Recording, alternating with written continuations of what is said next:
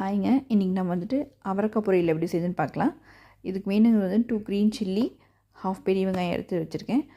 நான் வந்துட்டு 250 கிராம் காய் வந்து வாஷ் பண்ணி கட் பண்ணி வச்சுருக்கேன்.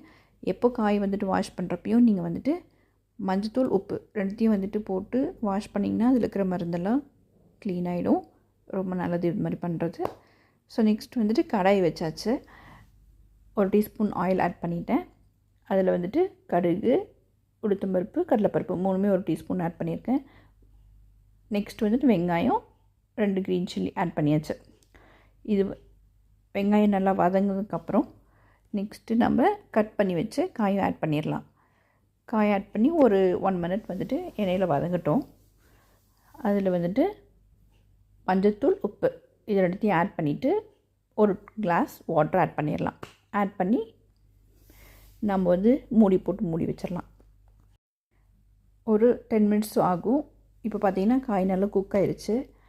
ஸோ நெக்ஸ்ட் இதில் கடைசியாக வந்துட்டு 2 டேபிள் ஸ்பூன் வேர்க்கடலை வந்துட்டு ட்ரை ரோஸ்ட் பண்ணி கொரகொரப்பாக அரைச்சி ஆட் பண்ணியிருக்கேன். அதுதான் நல்ல ஒரு டேஸ்ட் கொடுக்கும். கண்டிப்பாக ட்ரை பண்ணி பாருங்கள், சூப்பராக இருக்கும். இப்போ பார்த்திங்கன்னா நம்ம காய் ரெடி ஆயிடுச்சு.